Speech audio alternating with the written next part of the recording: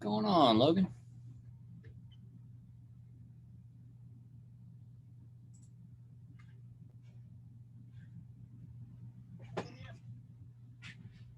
Early. Love it. We'll start in about 5 minutes and hopefully cover some good ground today. Hope you're doing all right, man.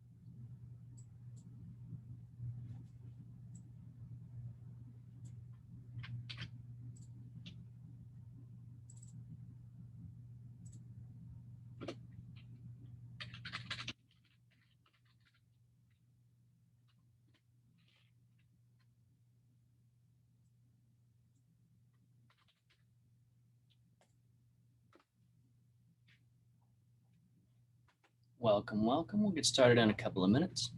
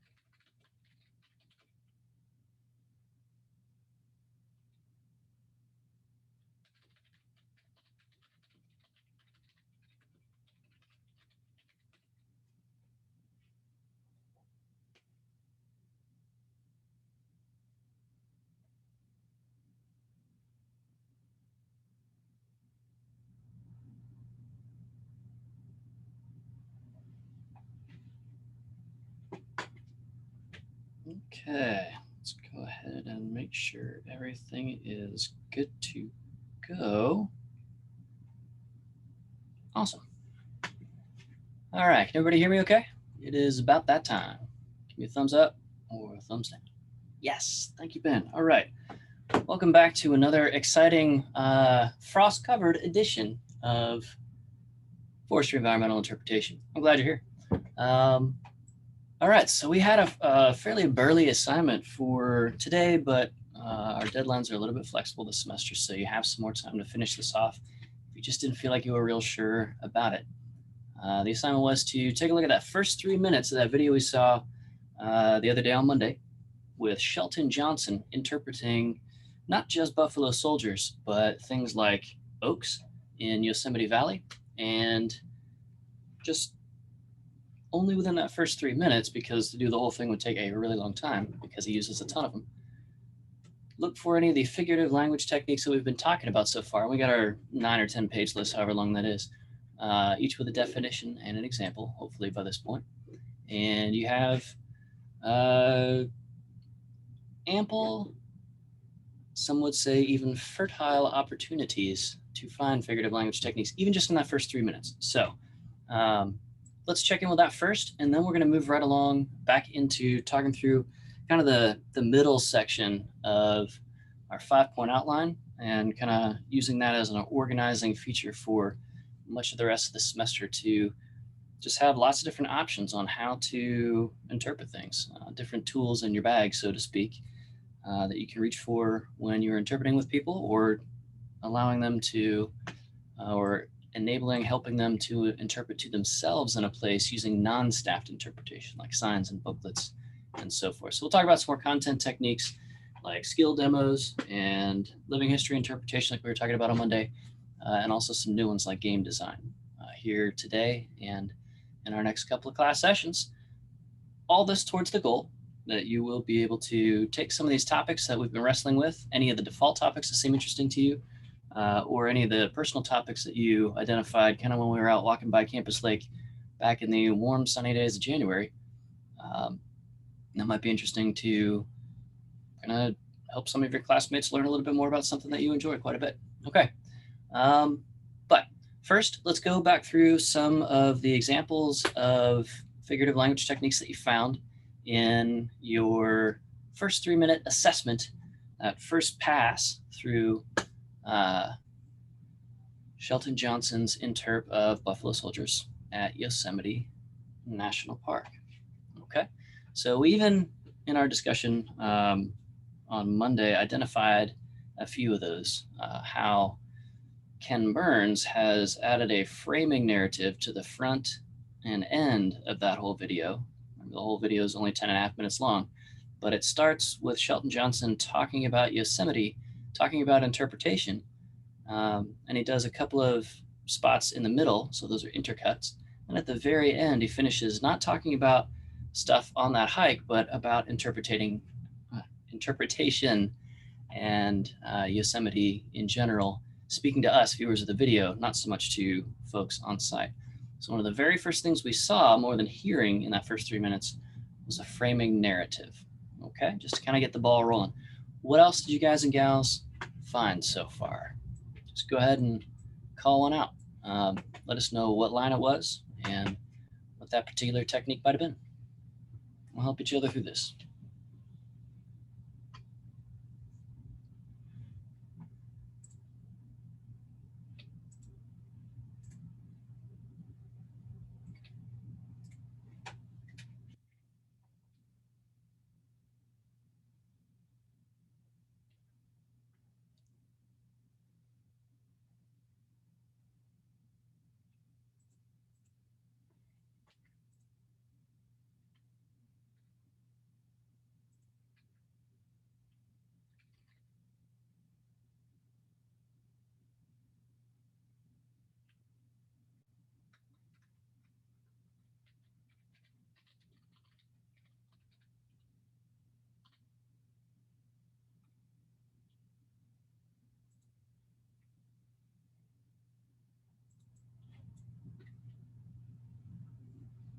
Take your time, pull up the assignment. Well, Is that right? I guess if no one else is going to.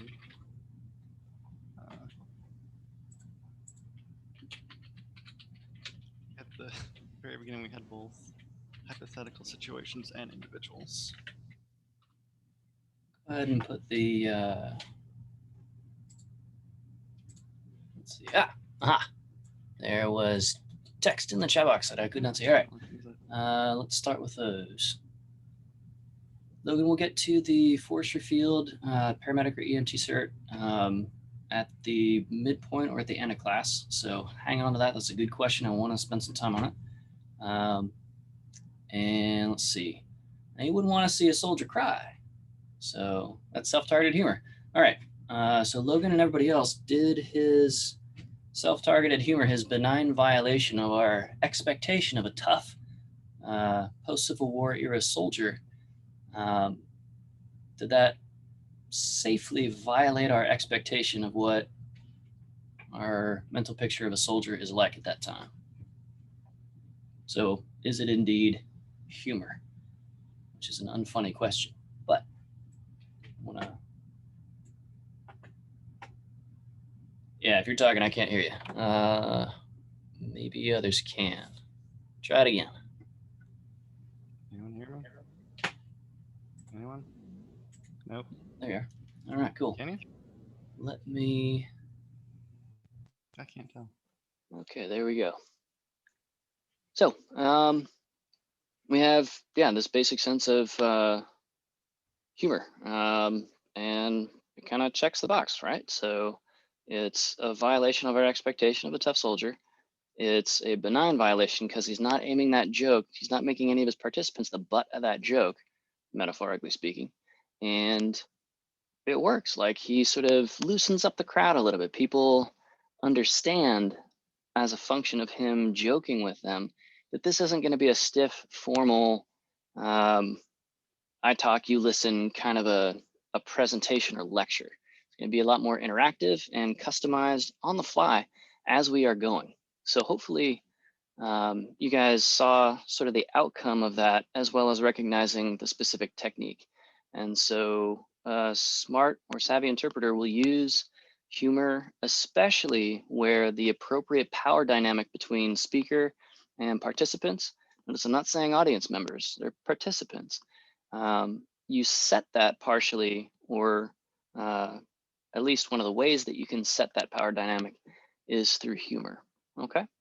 So while you guys are looking through your notes for some of the other examples, the idea of a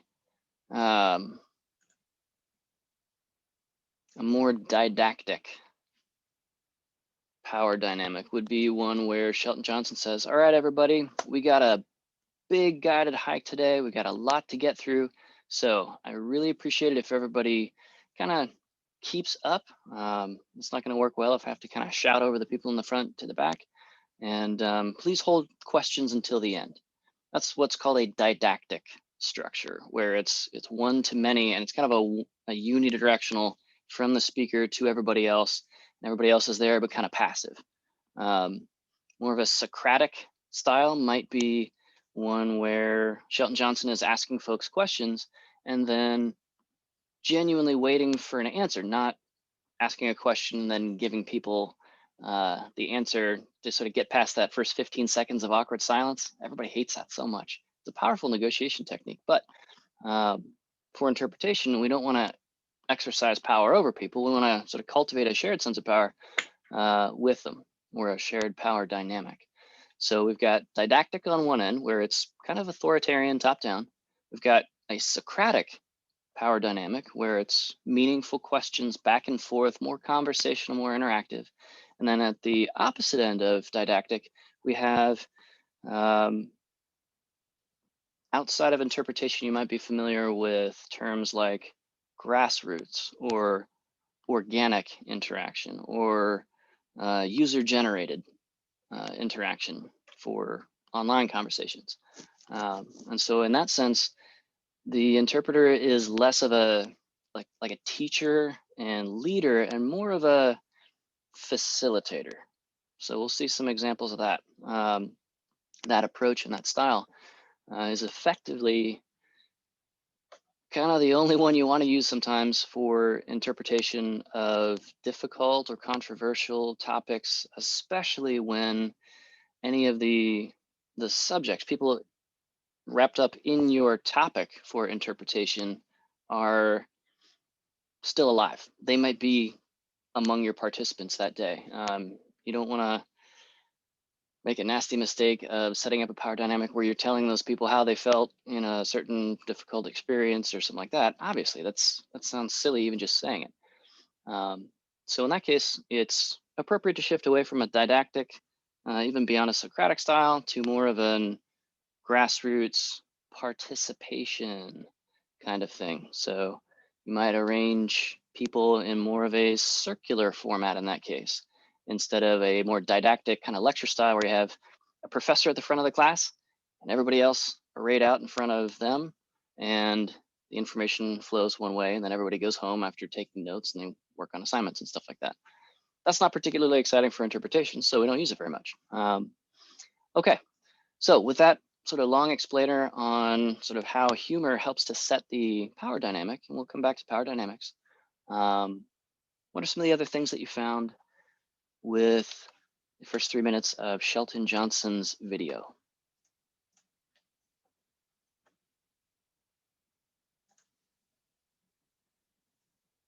Sorry if I was talking over anybody earlier. I couldn't hear much. My volume was all out of whack.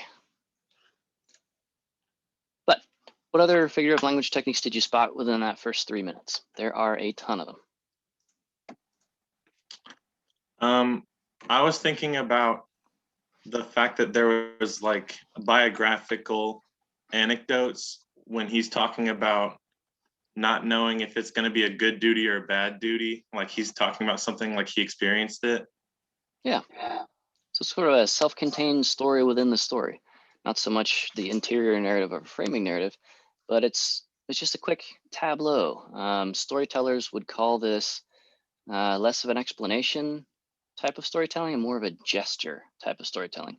So he's not giving us all of the setting details about the people manning the gate at the Presidio versus the people riding out the gate at the Presidio, his column of soldiers.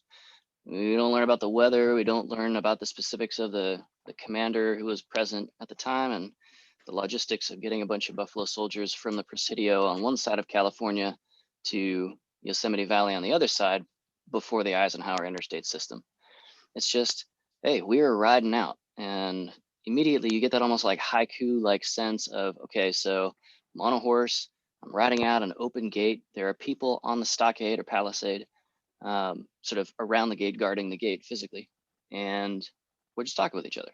And I can fill in a bunch of those details because the gesture gives my brain, the gestural storytelling approach gives my brain a chance to do that. All right, so biographical anecdotes, they're weirdly more effective, kind of the less, still accurate, but less total factual information you cram in there. It doesn't matter the name of the soldier at the gate. It doesn't matter the name of the person riding the horse. We know that was Elyse Bowman in this case. Mm-hmm. But sometimes the same technique that creatives use to generate new content, creative things, authors, songwriters and stuff like that, they force their minds to not have a bunch of constant inputs, a bunch of screens in our modern day. And as a result, the creative parts of your brain just kind of explode into action because our brains kind of abhor a vacuum. So we can use that. Nice spot, Ben, finding a biographical anecdote. And the whole anecdote was like 15 seconds, maybe a couple of sentences. Mm-hmm. But man, it sure was high impact. Awesome work. What else?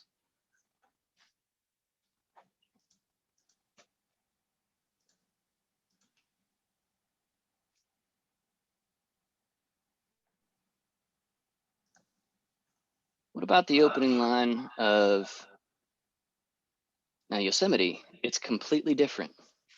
It's an entire world with its own, he fills in a bunch of blanks there. What's that statement? Now, Yosemite is different. It's an entire world unto itself. I mean, it's It's not physically a planet unto itself. The geostatic tidal forces would rip our planet apart if that was the case. I mean, talk about just utter apocalypse. So he's probably not speaking literally about Yosemite being its own world. What might that be an example of in terms of non-literal figurative language to help us understand that there's something special about Yosemite Valley? I think this is an example of maybe a hyperbole, or just like distorted space and time in general. Yeah, it's a distorted sense of space and time and scale. So every world has energy cycles, and planets with living ecosystems on them have material and energy flows through living things. They have climate and weather. Well, Yosemite has all of those things too. So he's kind of cranking it up, turning it up to 11 and so forth. This is an exaggeration for the sake of emphasis, and it's otherwise a more generally distorted sense of space and time to help us and scale. Just to help us think, oh yeah, okay, so all this stuff really is going on at Yosemite. All the things that I imagine happening on the face of the earth, they're happening in microcosm at Yosemite. Cool. All right, that was 34 seconds in. We got like 2.5 whole minutes left. What else was he talking about in that first 3 minutes? What other techniques did he use?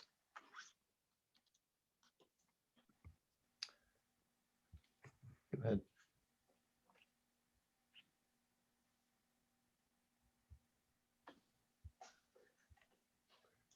I think another one that I think he uses is just well, he has somebody actually earlier, I think maybe that was Logan W, when he was trying to said something about a hypothetical individual or situation.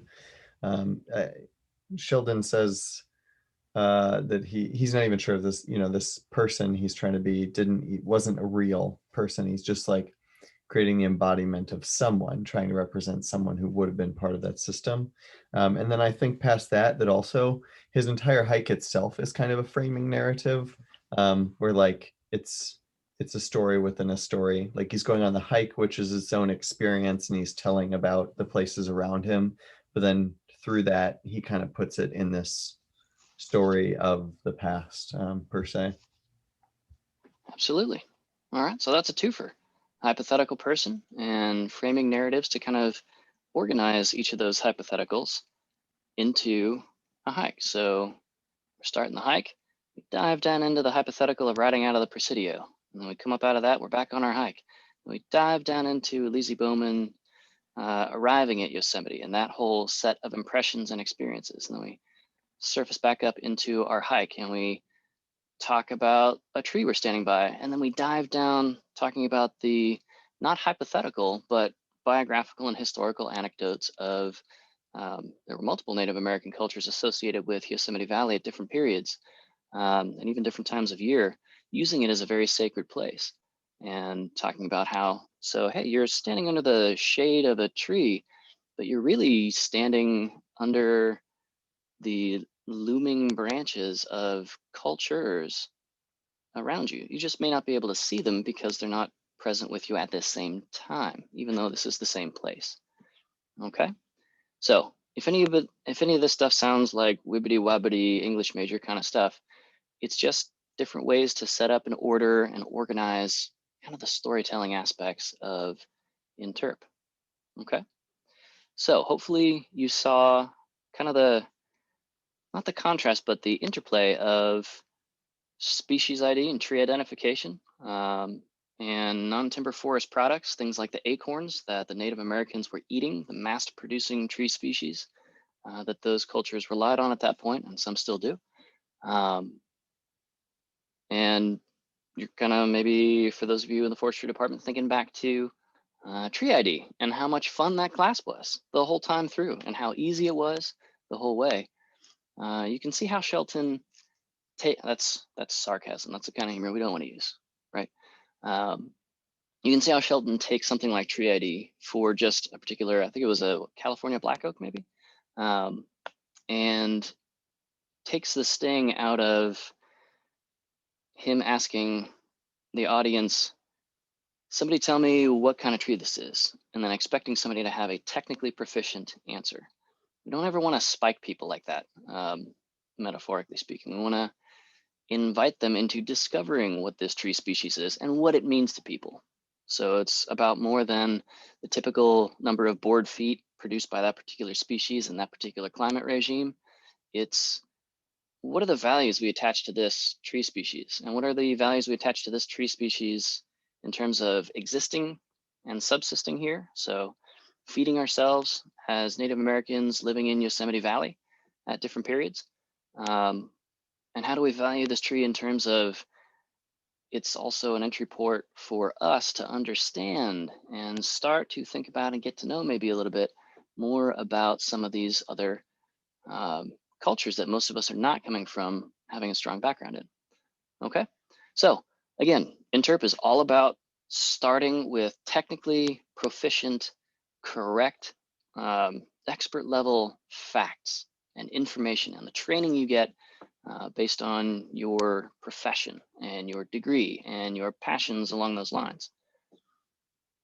And that's like step number one. And at this far end of the journey of preparing this Interp, we see how those factoids about that particular oak species in its climate and topographic regime in Yosemite Valley, how that's valued to people, what it means for us, and what it meant for others in the past. All right, man, that's a lot. That's a lot packing into a short biographical anecdote, not so much about a person in that case, but an individual tree organism. Pretty slick. All right, what's another one? We could do this all afternoon, but let's just do one more. What's one more figurative language technique that showed up just in that first 3 minutes?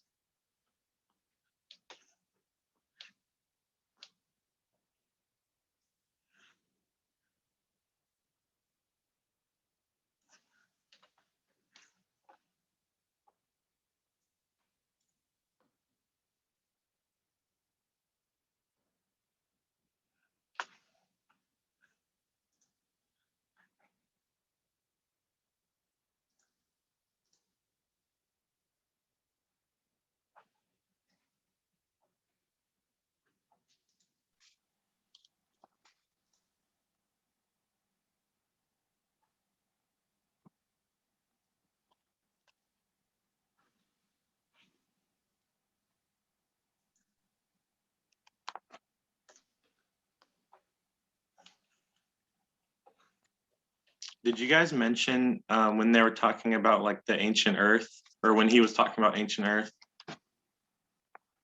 Bingo. All right, let's go right there. So that's in the first 25 or 30 seconds or so, I believe. I think it's right after the part that we were already talking about. He mentions like the Earth that will always be there. It's like That's right. I think it's like a good allegory for like framing nature and like the expansive world at Yellowstone.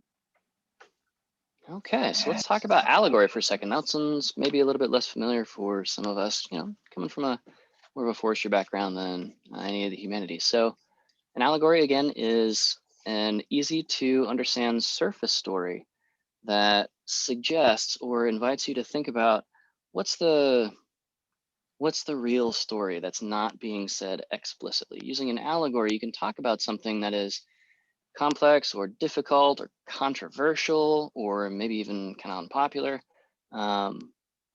but using story elements that are much more palatable and okay and normal, it's perfectly okay to talk about them. So for a long time, authors have used science fiction to talk about things like racism in the 1950s and 60s, for example, in a way that you would never, ever, ever get into the public awareness at that time otherwise. So for example, Star Trek. It was a super big deal back in the day to have the actress portraying Lieutenant Uhura, an African-American woman, like in one of the bridge leadership officer positions on the ship. Again, back in the 60s, that blew people's minds, but it was cool because, even if you don't think that African American women are particularly suited for leadership roles, it's just a sci-fi show. And so they can introduce that idea and it's fine. And then help spark a bigger national conversation about, so what about women in the workplace? What about African Americans in the workplace? You know, seems like she's doing fine on the show. Couldn't folks maybe all basically work fine, regardless of their physical plumbing, regardless of their skin color, right? That stuff doesn't maybe matter so much. And you can crack open that difficult egg, metaphorically, with something like science fiction.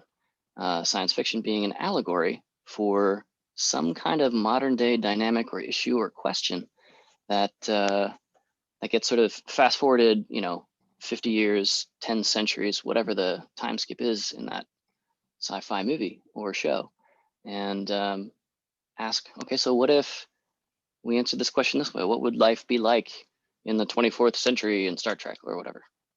And people of all races, creeds, whatever, are capable deck officers on a major Federation starship. Before science fiction, we had stuff like, or roles like jesters in royal courts. So jesters, minstrels, they could use allegorical lyrics to say things in the presence of a monarch that would get them beheaded instantly otherwise. You can kind of hint at things. You can just tell a fun surface story. A lot of the song lyrics that we identified, a lot of the pop song lyrics out there today are somewhat allegorical in nature. They tend to focus on the songwriter being sort of romantically and erotically attracted to somebody. And so they write this song describing what they would like to do with the subject of the song in not so graphic detail, but allegorically. So surface story, helping us feel comfortable with wrestling with the more important story running under the surface. Okay, good spot. That's a harder one. Nice work, Ben. All right, so if you guys and gals in this class are struggling, ask Ben, he gets it. Just saying. All right, nice work. Let's move on from that assignment. If you guys, are there any questions about this assignment while we're still talking about it? Otherwise, we're just gonna kind of shift on to the next thing and I have to get head into the online Dropbox as we go. Yes, Ben. Go get my laptop charger real quick. I'm not leaving on purpose. No problem, man. No problem. If you turn your camera off, I won't even know you're gone. All right. Although we will be sad because our class is less without Ben, isn't it? That's the truth. Okay. So any questions about this particular assignment? Hopefully it's pretty straightforward in terms of the structure of it. I just opened up a course Dropbox on our website. I'll link that to drop your list of figurative language techniques used in that first 3 minutes for that. Nice work, Ben. You caught it before it went into sleep mode. Excellent. Okay, so from here, let's get into our next chunk. And again, that's going to be moving through that center section of that 5-point outline that we've got in kind of a bare bones, just real spare format in your notes right now. And so we can get that all pulled up here. All right, so just as a reminder, it's a 5-part outline template. And you would use our 3-step process for getting a general topic into a useful and specific theme statement in part 2 of that. So part 0, the free extra part, is permission to fall in love with your topic, enjoy it, do the thing, become more of an expert on it, research it, get into that community, whatever. Part 1, the pregame, involving the safety check and making sure that you got your work clothes, maybe uniform if you're working for one of the agencies doing interp, the tools, your field kit, first aid kit, flashlight, make sure that has fresh batteries, stuff like that. Any sort of carried exhibits you want to pass around or display to people in your backpack, or your lumbar pack. You would never use a fanny pack these days unless you're the Rock. All right, next, prep and protect yourself. So hydrate, stop at the restroom, make sure you had good high protein meal beforehand so your blood sugar doesn't go all over the place. Sunblock, insect repellent if necessary, whatever. You would take a moment to set all those logistics down. Once they're set, safety check, proper clothing, you know, a bottle of water, something like that. To just kind of gather yourself, slow down, stop. A lot of interpreters will go into their office at park headquarters or the visitor center for a minute or two before they go out and do the thing, and just close the door, turn off the lights. Performers do this kind of thing too. Isaac Perlman, the violinist from the old movie Schindler's List. I mean, just really, really, really beautiful string music. World-class musician. He'll pray for hours sometimes before concerts because that's what kind of focuses him to that laser sharp world-class performer level. Luciano Pavarotti, before he stepped out onto the stage as one of the famous three tenors, famous Italian dude, used to take a shot of whiskey to just kind of calm his nerves, clear all the schmutz off of his vocal flaps. We used to call them vocal cords, now they're flaps. And then go out on stage and stand and deliver for, you know, some of these operas are 3-4 hours long, and perform in a world-class stage or venue doing that. So for us, you know, maybe it's not so good to take a shot of whiskey before you go out leading a group of people on an exercise that requires you to keep them safe. But whatever gathering yourself looks like. And then as you're heading out, before you start talking to them, you want to just start scoping your participants. Who do you have with you and so forth? This particular day, how big is the group? What's its composition in terms of age structure? Do you mostly have school groups or tour groups or retiree groups, or who are the folks? And you're mentally filling out after you've seen who you're working with that day. I'm going to emphasize this part. I'm going to de-emphasize that part. I'm not even going to bring up this other thematic point because it just doesn't fit with this particular group, and what have you. And once you are scoped, then start chatting with some of the folks, get to know them a little bit, break down that power dynamic barrier. You are the person in uniform with the flat hat, and maybe you've got some tools on your belt that look like what a law enforcement ranger would carry. So people are assuming you're an authority figure. And you are an authority figure, but in a positive and constructive way, not one where, you know, folks are going to worry about you shooting them or something. Okay, so that's step 1 out of 5.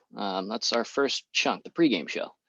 Then, of course, the introduction with your hook, signaling that this thing is about to begin, to draw random other passersby attention if it's appropriate to just bring other folks along on for the ride. You also introduce yourself, establishing your role. You start modeling your role to people, asking questions if you want it to be more interactive, waiting for answers if you really want it to be interactive instead of feeding them answers. And then, and only then, we introduce that theme. So we've got people's attention, we've got to know them a little bit.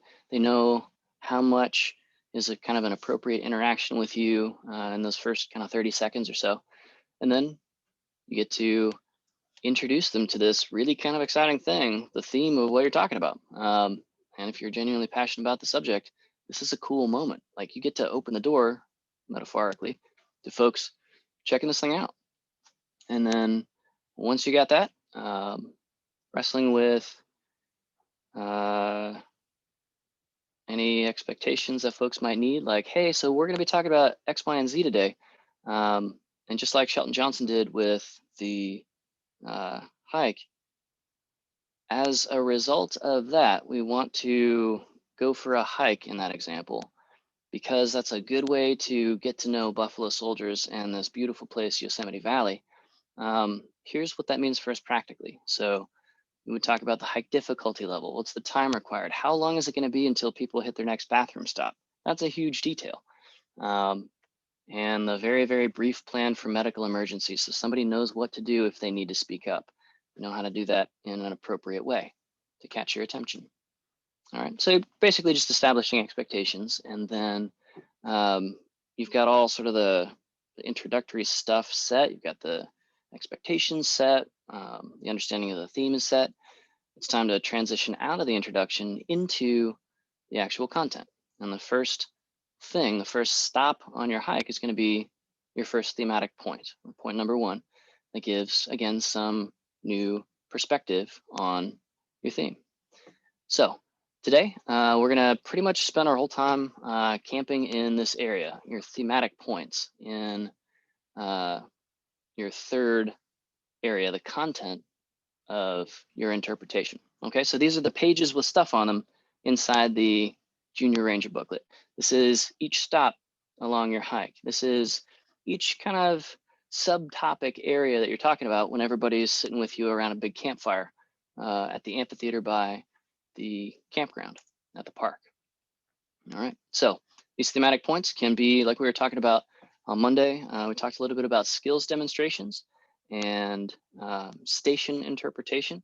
So those are just ways to sort of organize and pick an activity around your topic and then have any sense of, okay, so is this more appropriate for a hike or a stationary kind of interpretation? Like, do I need to be planted somewhere so that I can have the tools or the equipment or the archaeological objects that I want to work with and kind of explain to people, show to people, help them get kind of excited about whatever this topic is and know what to do in that maybe 3 minutes, maybe 5 minutes for something, for a theme that only has, let's say, 3 strong or major kind of thematic points, subtopics, perspectives on your theme.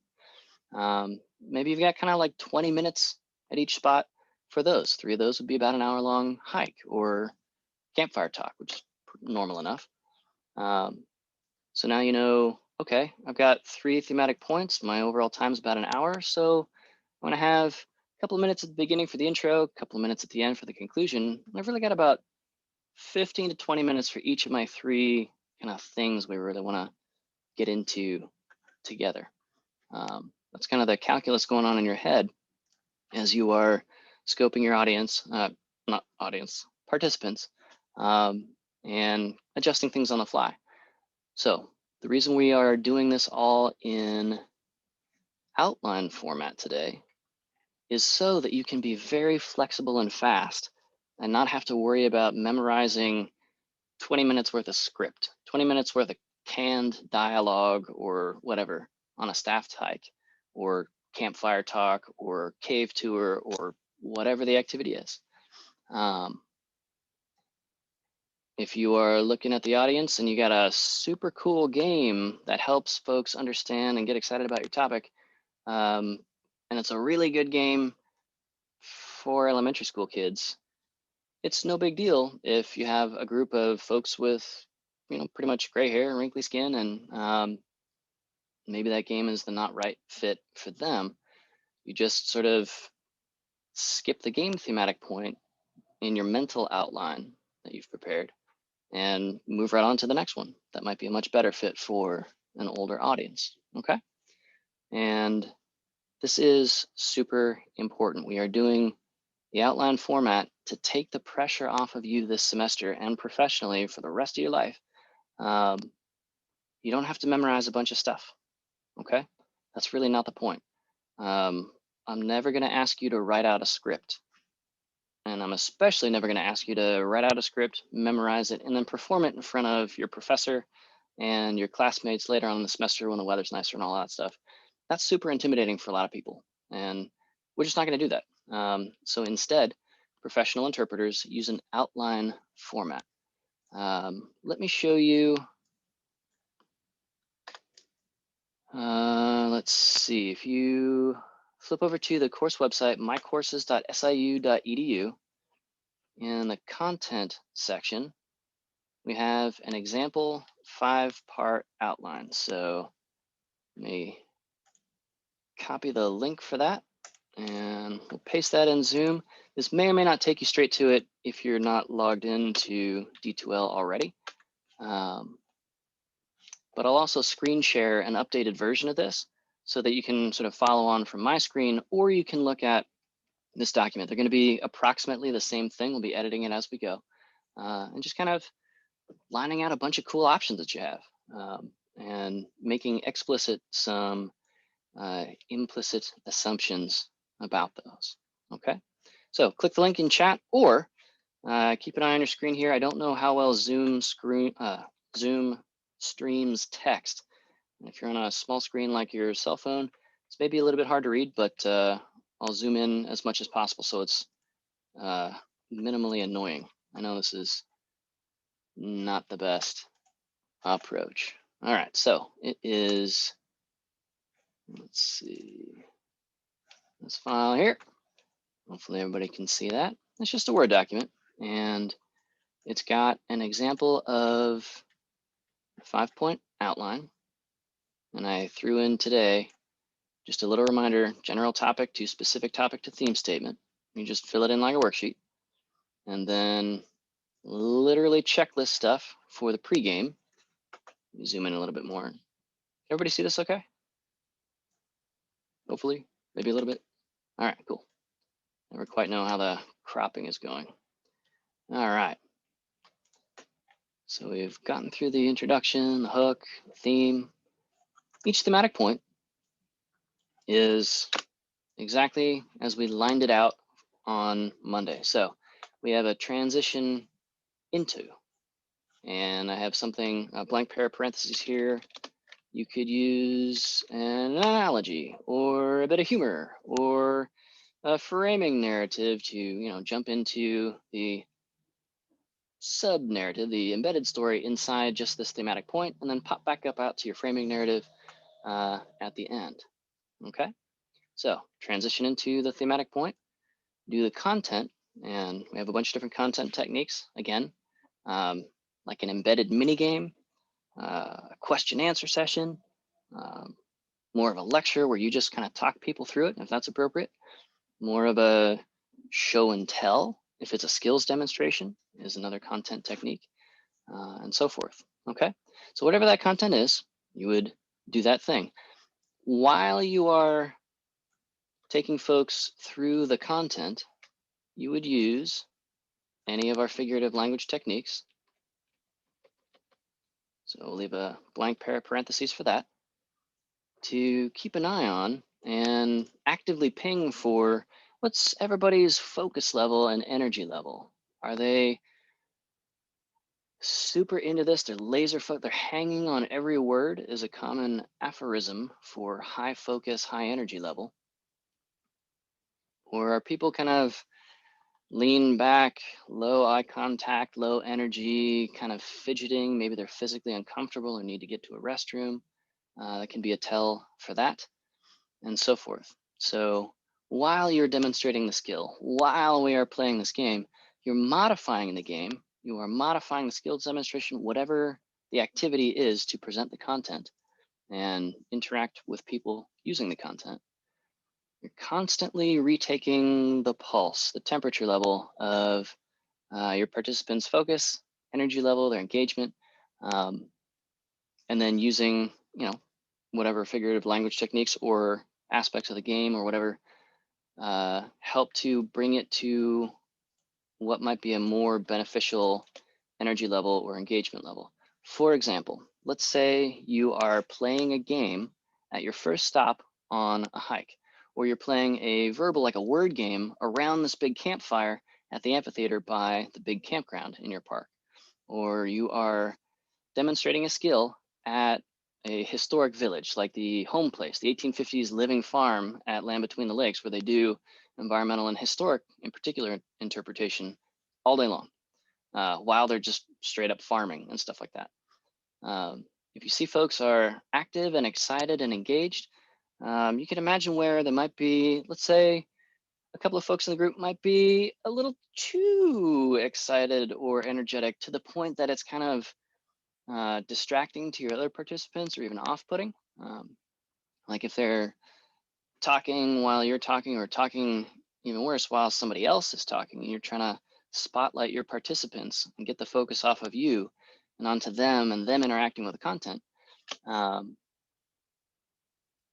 you can have the next round of the game down regulate the energy level a little bit by introducing a new rule or complication or modifying the next scenario for the next round of the game, right? So if the game is, you could use sharks and minnows, for example, to play a game about predator-prey population dynamics. And as you get more sharks, it's pretty hard to be a minnow.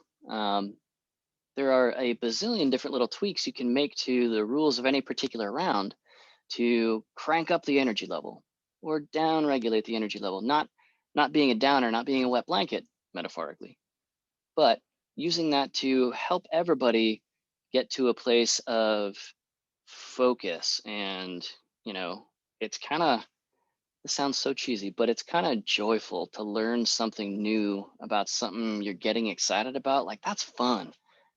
That childlike sense of wonder, that discovery, that's awesome. When people overcome a challenge, and they've tried a couple of times, and the game sort of reiterates, you go into the next round, try again, and then they finally get it.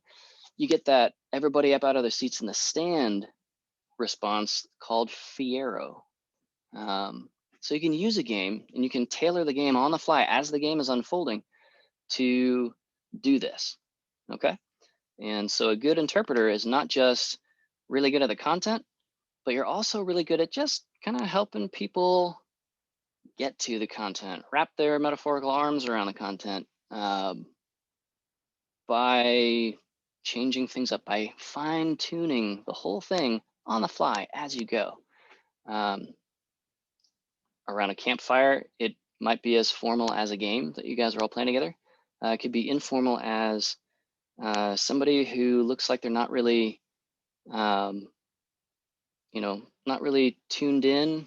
Maybe they're low eye contact or their focus is elsewhere. This is when you'll see an interpreter do something like asking that person to just kind of lean over and grab the next log from the cache of logs to pop onto the fire. And if it's a younger child, coaching them safely through doing that, or asking them to pass it over to you so you can do it. And just expressing your appreciation for that person's simple act of kindness towards the whole group of helping build up the fire a little bit more. Everybody appreciates the light and the warmth and the kind of the entree to conversation that a campfire gives. And so, maybe 0% of the point of your content or your theme or, the whole interp is about building a better fire. But you can use building a better fire in the moment to help connect a little bit better with one of your participants or a couple or whatever. So lots of different examples of how you can upregulate or downregulate the energy level to help everybody get across the finish line, so to speak. Okay.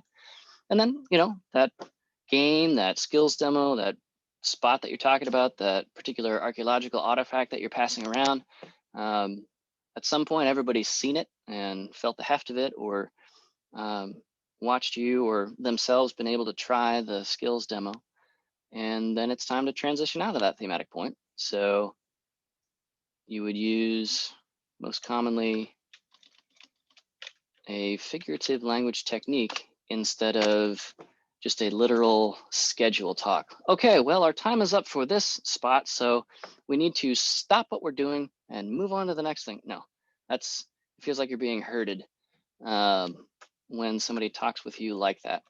And folks are on vacation often when they are experiencing environmental interp. So we want to give them anything better than a literal schedule talk. So you transition out of your first thematic point with some kind of figurative language technique, maybe a joke. And in so doing, hopefully you are reinforcing that theme. All right, cool. So that's not much new information for the moment. Any questions about this thematic point kind of miniature template embedded inside the larger template at this point?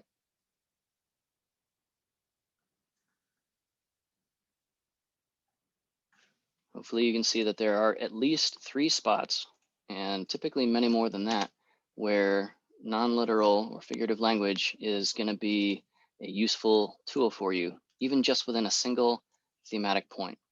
Now imagine in your mind's eye, you've got 1, 2, 3, 4, 10 thematic points, however many it is, typically not more than 10. And you sort of do that kind of thing, that structure, but not the same activity through each of those, and then it's time for the conclusion. So that brings us to some of these content techniques. I thought it might be interesting or instructive to kind of shortcut me talking about doing some of these content technique things and just kind of show you some examples instead, if that's all right. So I'll see if I can stream these in here. Let's tackle some examples. Where are we?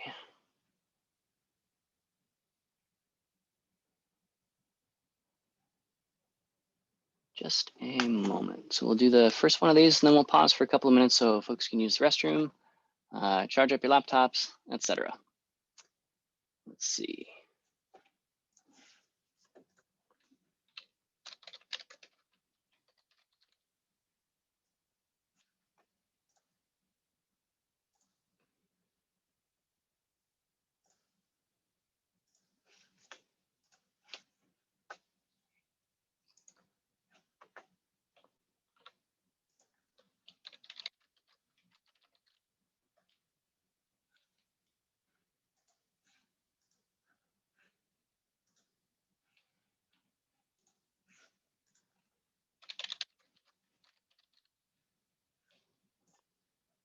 So these are largely going to be some examples from some of your classmates to just sort of demystify the idea of what you might do on a particular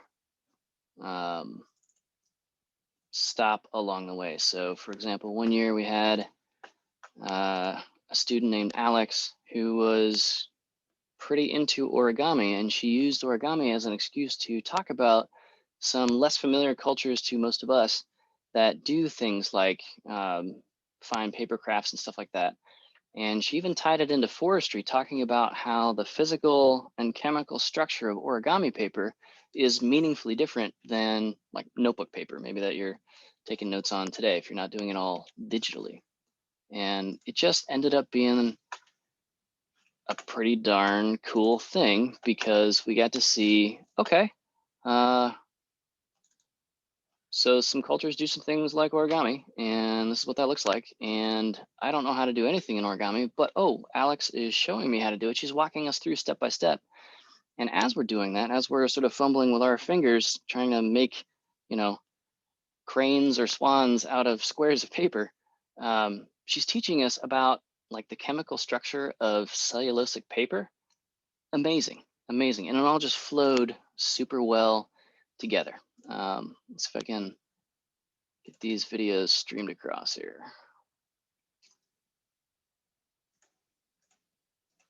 We had one person who was super into Alaskan salmon fishing. So he brought in a bunch of salmon that he had caught in Alaska. They had been fresh frozen that previous summer and showed us how to fillet salmon. And then we got to have salmon steaks at the end of class. Like, that's the kind of environmental interpretation that we're going to try for this semester because people like eating fresh grilled salmon. And we got to watch an expert, you know, butcher up the fish, you know, bone it, fillet it, and get it all set up for us. And because he was super into Alaskan salmon fishing, it was all just very fluid and easy. And we could just kind of hang out and watch and catch the smell of fresh salmon grilling and stuff like that, and just get entranced with the fun parts of listening to stories of Alaskan fishing without having to go on Alaska's Deadly or America's Deadliest Catch or whatever that show is and get, you know, knocked over by a crab pot into the Arctic Ocean. Okay, all right, so let's see if we can stream any of these here.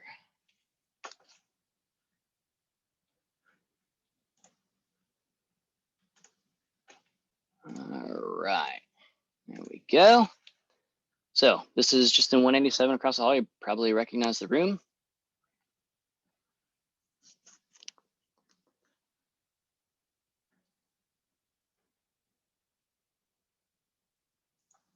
Okay, that's all a skill demonstration has to be. So there's about a 10-15 second clip. And she's explaining, if the audio didn't come through, that origami, the term is just a Japanese portmanteau of oru and gami, folding paper. Like, okay, I don't know much Japanese, but now I know 2 words of Japanese, and I'm about to make a boat and a crane and like a throwing star. Like, it's gonna be just awesome mall ninja tier stuff coming from my hands. But it was cool. We had a good time. Everybody got to go home with a little paper folded crane that day. Okay, so whatever your topics are, think about something like this. What's some easy, inexpensive, relatively safe, interactive way to experience something about your topic instead of just talking about it? Okay, my big job this semester is to help us get from kind of learning a bunch of factoids to taking people into and through some of the experiences born out of your factoids and training. Let's see if we can find a couple of the other skills demos. All right. We've been talking a lot about using campfires and so forth. Maybe it becomes appropriate for certain topics to teach people how to start a fire with anything other than lighter fluid and a butane lighter. It's a fire steel with flint. So with the audio of this video, the interpreter is not doing this. She's talking somebody else through it. And it takes a couple of minutes, especially the first time you ever try to use a fire steel to catch a couple of sparks into tinder. It's hard work. It's really hard work when you don't have somebody who's pretty skilled in it, almost head to head with you, like bent down over this little fire starting setup, coaching you through it, encouraging you and saying, hey, I know your arm's getting tired. You're almost there. Look, just see that tiny little wisp of smoke? You are right on the edge of this thing. Go, go, go. You got this. You got this. Having that technical instruction, but also kind of the cheerleading aspect of it with your participants doing the skills demo, that's huge. People remember that stuff. They're not going to remember anything about the factoids that you told them. Okay. So tell somebody, they'll forget. If you show somebody, they'll remember a little bit. If they do the thing, they'll remember most of it. And they'll drop a few details, but the key motions, the key sensory inputs of it, what's that little whiff of smoke that I get right before I remember actually sparking the fire successfully? That smelled a little bit different than a campfire smoke, because our tinder in that case was some other things. It was different kinds of plant fibers that have a different smelling smoke. There's no better substitute than the real thing for those sensory inputs, for that muscle memory, that kinematic, or in technical terms, kinesthetic learning. Okay. All right, let's see what other skills, demos, kinds of things we got some good videos of. All right, we had one gal who went on summer camp and then took this class, and for whatever reason, she absolutely loved learning the knots that we do on summer camp. And so she formatted that into a skills demonstration for us, and it was pretty sweet. So just another 10-second video clip, a bowline knot, and looks like she has looks like a sheet bend, maybe, and a couple of others. And you can see she's got sort of a demo set up for each of them, so that she doesn't have to untie and start from scratch each one. She can quickly move from one to the next. So while maybe you have a volunteer trying out knot number 1, she can move on to knot number 2. And then once several people, maybe everybody, has a set of ropes or lines or sheets, as they're called, in their hands, now she's not so much talking at us, but coaching us, discovering how to do the stuff with us. bringing some expertise into it, taking the sting out of learning this stuff. And the likelihood that anybody is going to utterly change the trajectory of their lives after learning a Bolin knot, pretty low. But we are helping folks with a sense of self-efficacy. Okay, I can do things with ropes that are functional and useful and safe in certain situations. So you're taking folks wherever they're at, you're taking the topic wherever it's at in terms of just factual content, and you're bringing it forward. You're drawing people out with the interpretation, doing the thing with them, for them, helping them do it for themselves, and so forth. Okay. It's 2:01. It's the top of the hour, so let's take about a 3-4 minute break. Come on back and please stand up, stretch your legs. Let me interpret the value of your body being biologically active while we're doing this stuff for you. Okay. We'll see you in about 3 minutes, 4 minutes.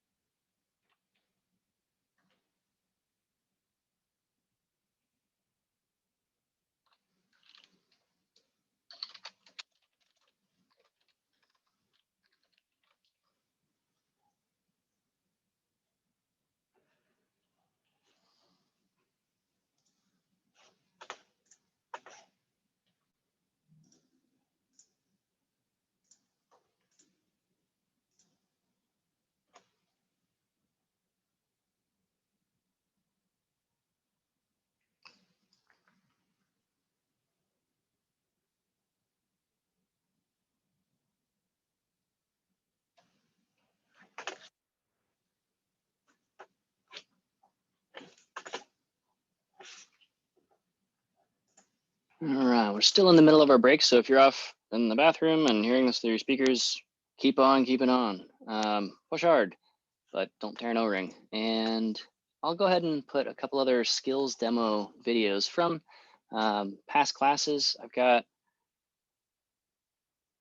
probably over 100 longer skills demo video examples from a bunch of national parks and forests and wildlife refuges from summer camps of years past as well. A little bit too long format for good explication in this class. But I'll see if I can't throw some of those online to our course website so you can, if you're interested, optionally peruse some of those other example videos and think, yeah, I could do that.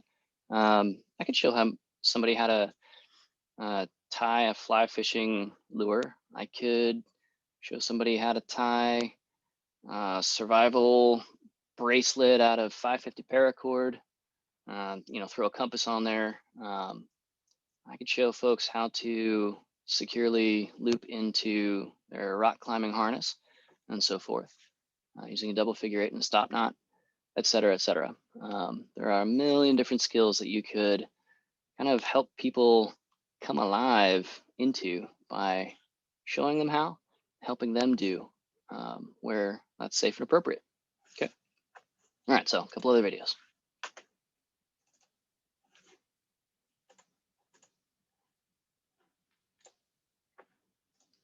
This one is how to set up a deadfall trap to feed yourself on small game in the backcountry. This guy who is doing this is legit. This is the real thing.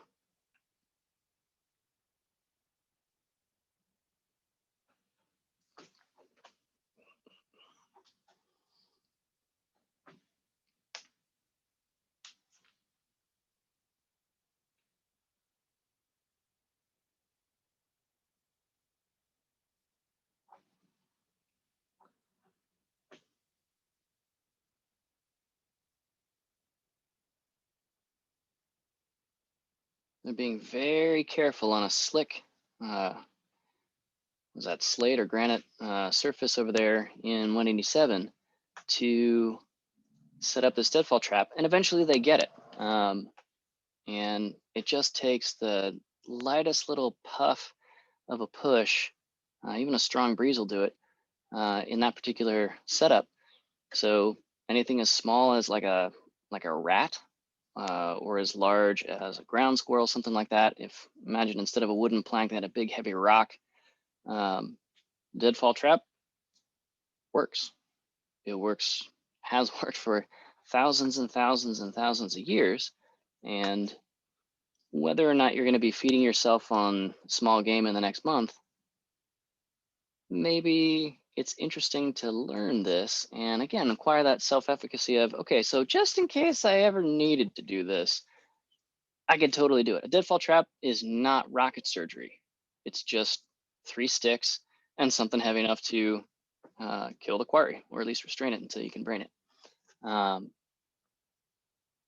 So giving people that sense of, oh, yeah, I can totally do this, even though I don't consider myself a math person or an engineering person, whatever.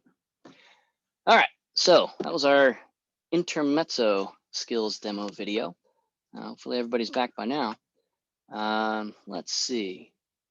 We have, in addition, let's take a look at, here's a traditional leatherworking.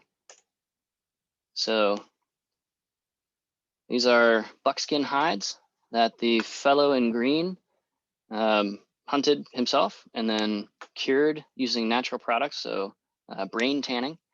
And now he's talking about leatherworking. So what do you do with a buckskin hide once it's prepared and ready to go? Because most folks have never done anything like that. And he talks about, so this is how you would make a moccasin. This is about how much material you need to make a moccasin. This is the size of needle that you would need to make a moccasin, and so on and so forth. Okay, so a skills demo can be literally anything. I mean, we've seen deadfall traps, leather making, fire starting, knot tying. A lot of these, because this is a forestry department, have to do with either traditional forestry, traditional land use, or modern forestry, modern outdoors person kinds of things. But we're not restricted to that set. That's just the most common stuff for this class, okay? So as you're thinking about what skills might be attached to my topic, you can make as long a list as you want. And then out of that very long list, pick maybe the half dozen most interesting or engaging things that you could take folks through with a couple of minutes of explanation and demonstration, and then would it be safe for them to try it? Other skills demos are not safe for general public folks to jump back into. The example on Monday we had was loading and firing a period accurate recast or an actual like Civil War era cannon. That skill demo happens at a lot of national battlefields and a few national seashores that have replica ships every year in the National Park Service. But, we probably don't want to be handing copious amounts of gunpowder and ramrods and so forth to random folks off the street. I could see a few ways that could go potentially wrong. So, there are certain things that it's not really gatekeeping. It's more just demonstrating at a safe distance in a very effective way for them so that they can still get that sensation of the thrum in their chest and the smell of the gunpowder, the flash of the muzzle blast, all that stuff in a very safe and non-intimidating kind of way. All right. So now that we've introduced this idea of skill demos, I want you to look at your list of personal topics and/or the list of kind of default forestry topics. And there's certainly a lot more we could put on that default forestry topic list if you're not super excited about anything that is on there currently. If you're a WAMCon student, so a habitat conservation and management person, Is there a particular wildlife species that you particularly enjoy learning about? Could you teach us anything about that wildlife species through a skills demonstration? If it's a game species, how do people commonly hunt or fish with that? What tools do they use? What clothing do they use? What times of year do they do that thing? People are very curious to learn more about high skill activities, and you are more of an expert. If it's a non-game species, what are some skills demonstrations that you could think of relative to managing but not hunting a non-game species? Things like, while we're out on our hike today, I'm going to be keeping an eye out for any tracks and scats that we run across. You'll see that it was kind of rainy out here on the trail this past week, and those are prime conditions to see what kinds of forest friends we can find examples of or evidence of, potentially without even disturbing those actual wildlife creatures and disrupting their day. Let's see if we can find some of those tracks encoded into the soft mud along the side of the trail. So I want everybody to keep your eyes peeled. Help me search for this. And now, instead of you walking and talking at people, people are doing something the whole time. Okay? And so forth. So any topic probably has some kind of a skills demo associated with it. Let's take a few minutes now for you to look at your own list of, again, personal topics or any of the sort of pre-cooked default forestry topics, or expanding that list to whatever else you find interesting in forestry. Maybe something that you want to learn more about that you don't quite yet know enough about. Take a few minutes to kind of list out for yourself, even just on a scratch piece of paper, what might be some skill demos. So it might be for hunting, a specific thing that you could spend anywhere from a couple of minutes to 5-10 minutes on, something like that. This doesn't have to be a huge skills expo or anything, just a quick demo. How to lead a target if you are talking about skeet shooting or waterfowl hunting. What is one single training technique that you use with your canine search and rescue partner? You could show folks how you train that, and people love canine units. They love learning about and seeing animals, working animals. That is super interesting to most everybody. How would you train an animal to do that? That is black magic to most of us. But clearly it's more than just black magic. Like, people do this professionally. So if you are interested in a companion animal, a couple of you mentioned pets that you are super excited about. Okay, what's one skills demonstration attached to a domestic pet, maybe a member of your family, cat or dog? We train our cats to like jump through hoops to get food, because the one cat just will eat absolutely anything. And so you gotta exercise her or she will become over fat, and that is not healthy. We want her to live forever. So far, so good. So how do you train a cat? There's the aphorism that herding cats is an exercise in futility, right? You can spend a bunch of effort trying to herd a bunch of cats and get nowhere for your efforts. But you can absolutely train cats. People do it all the time. So what's a skills demonstration? How could you demonstrate how to train that particular healthy behavior with a house cat, if that's one of your favorite topics? Okay. So we'll take just a couple of minutes to do that, and I'll check in with you here in just a bit. We'll just kind of float around some different ideas that people have. And this is the ideation phase. So we're not going to say this is a good idea, that's a terrible idea, and so forth. At this phase, it's all good. Okay. So just throw some things down onto a list. If you are into camping, there's a metric bazillion. That's a hyperbole. But there are a lot of different skills demos that go with camping. Everything from clove hitches for tent stakes, to how do you pitch into the wind, to how do you set a dead man anchor, to how do you choose between a single wall or a double wall tent versus a tarp versus a hammock versus a bushcraft shelter versus a permanent tent, right? That's a skill, being able to make that choice. We could talk people through that and even like interactively do the thing in a couple of minutes. So it's a good example for somebody who's into camping or backpacking. Take a couple of minutes.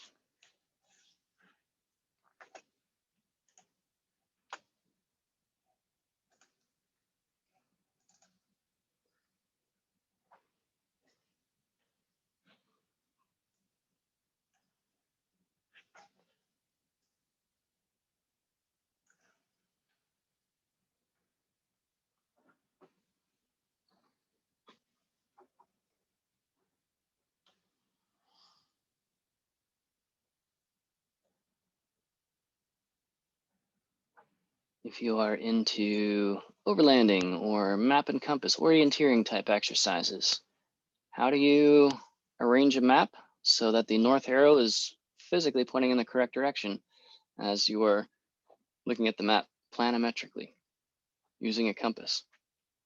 Most folks are like, yeah, I mean, I know how to do that. Like there's north on a compass. Okay, but how do you actually do it? And you can make it a fun little low consequence game to demonstrate that skill with people and then have them demonstrate it to themselves and to others to actually do the thing. How do you adjust for declination?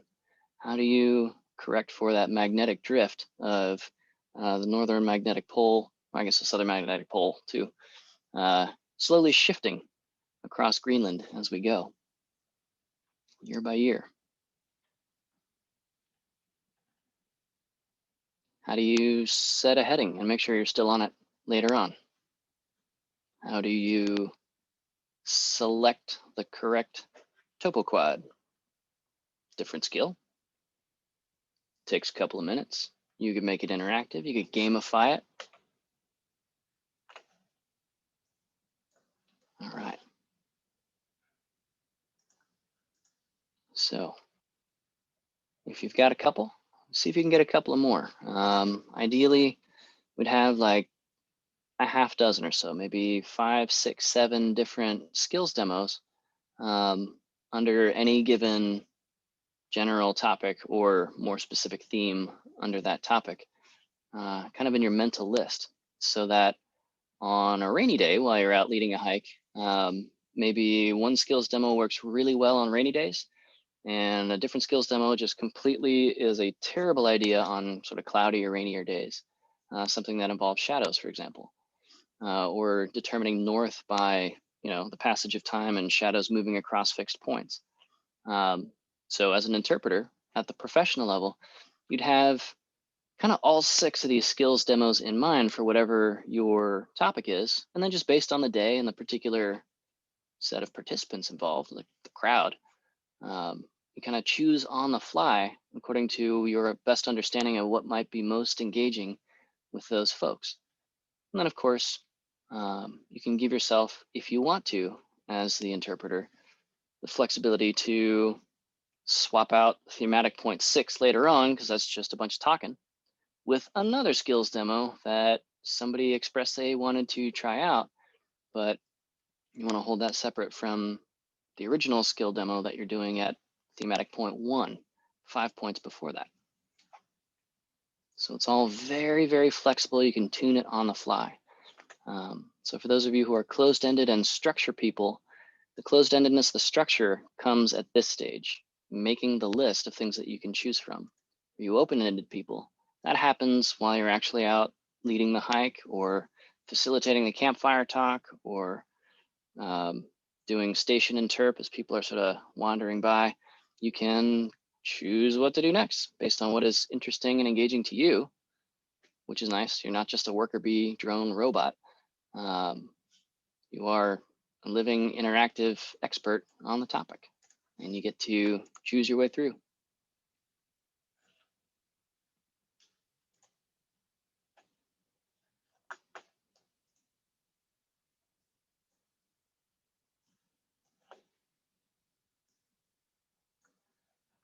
Okay, so we've had about 5 minutes now to work on just throwing some ideas down onto a list. And at this stage, again, we are never editing. We're never saying no to anything.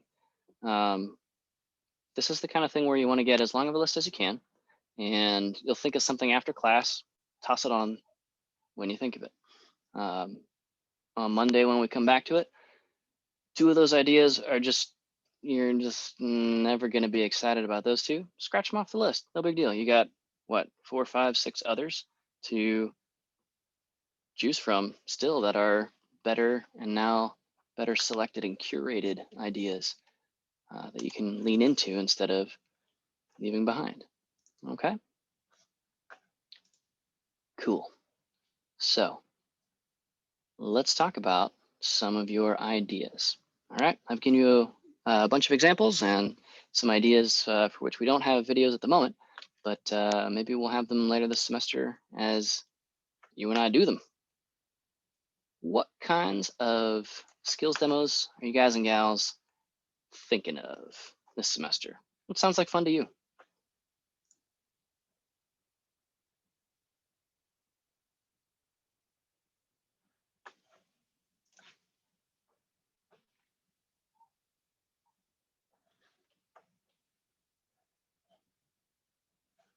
And if we can, I'd love to hear from like Ellie and Kendra and Lincoln. Just want to make sure that everybody has a good option to jump into the conversation if you want to. If not, that's okay. You're not getting graded on that. Okay. What kinds of skills demos sound interesting to you guys and gals this semester? Like, this ice storm will pass. It'll warm up. We'll be able to get together and actually do some of this stuff. Could be building bucky domes. It could be some aspect of kayaking. It could be how to carve best on your sweet 1992 vintage rollerblades.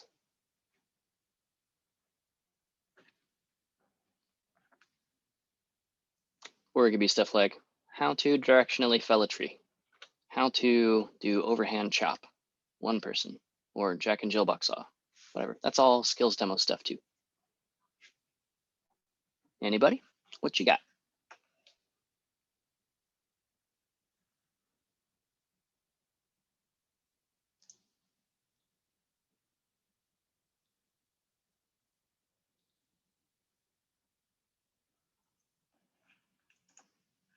All right, we got, yeah, okay, Logan. Applying or making a splint. So I'm assuming these are medical splints, not like tent pole splints. Yeah, okay, first responder medical, good deal. Cool. So for medical things and survival things, we definitely want to add to the beginning of that particular thematic point just a brief disclaimer that this is not like a certification class. This is a skills demo, and I'm going to show you the thought process that goes into this, and using styptic powder versus an Israeli bandage versus a tourniquet versus, lots of different ways you can go with it. But if you are more interested in this, catch me after our interp session all together here. I would love to help you out with some more resources on where you can take a wilderness first responder class, or take a basic first aid and CPR certification class with Red Cross, or whatever. How you can sign up for Civil Air Patrol and get a bunch of this training sort of as a side effect of being civically active in the defense of your community, that kind of thing. All right, I like it. I like it. Applying or making a splint. Logan is thinking along the right lines here. Okay. Nick, is it okay if I bring this up in public chat? Oh, yeah, I didn't mean to click on that. That was to Yeah, no everyone. problem. I could also. All right, just want to double check. All right, so Nick's list is a bunch of good stuff. Knots, fire building, belaying, so rope and harness, rock climbing and safety. How to pack a backpack for backpacking, tracking, nature sit spot. What is that one? Specifically, like when I was working as a naturalist, we would like find places in the woods that you would regularly go sit and just observe the world around Gotcha. you happen. Okay. And I bet you actually learn quite a bit in those moments, more than you'd think. Nature journaling, how to hold a canoe paddle, hang a bear bag, how to knock an arrow, roll logs while herping. So how do you move dead down wood or boulders in a way that you can look for reptiles and amphibians in those habitats without completely destroying everything underneath or ruining that habitat long term later on. Yeah, that's an awesome list. Okay, so Nick, you get this. This is kind of right in your wheelhouse. I like it. Like that just sounds like fun. Like, can we hire Nick to help run some of the summer camp training classes? Like, we do all this stuff, you know, like the whole list. We haven't had to apply any splints yet, but you know, Logan, that's a valuable, interesting skill. And there's some non-trivial thought and training that goes into doing that properly to help somebody until they can get to definitive medical care. Okay, so I'm excited about these. These are perfect. Like I can't wait till, you know, end of February, into March, where we can actually start doing some of this stuff. Let's get out on Campus Lake and go paddle around to learn the front canoeists paddle strokes versus the rear canoeist paddle strokes, the power versus the steering. Mitochondria is the powerhouse of the cell. The front canoeist is the powerhouse of the canoe. Lincoln, lashings for shelter building. Correctly using the distinct term lashing instead of knots. You're my hero.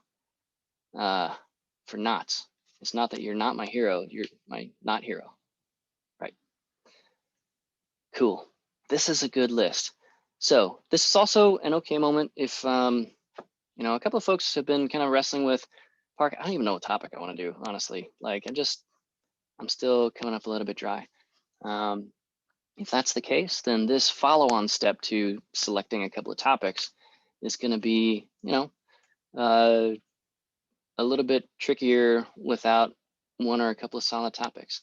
If anybody is kind of in that space right now,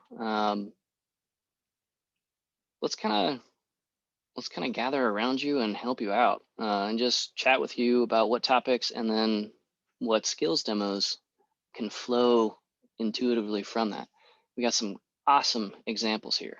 So is anybody, and it's okay if you're at this stage, is anybody still kind of like staring at a blank list instead of a long one, like Nick's list here, which I'll read again so everybody can hear it one more time. Knots, fire building, belaying, how to pack a backpack for backpacking, tracking, nature sit spot selection, nature journaling, how to hold a canoe paddle, hang a bear bag, knock an arrow, roll logs while herping. Is anybody kind of not at that kind of a list so far? It's okay. We'll help you out.